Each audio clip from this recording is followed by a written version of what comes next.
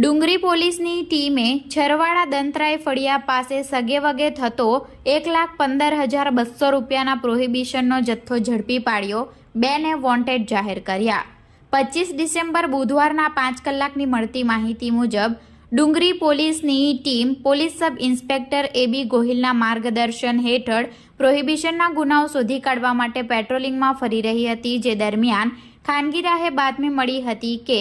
છરવાડા દંતરાય ફળિયા પાસે ખુલ્લી જગ્યામાં 2 જેટલા ઈસમો દારૂ સગેવગે કરી રહ્યા છે, જે બાતમીના આધારે પોલીસે સ્થળ તપાસ કરી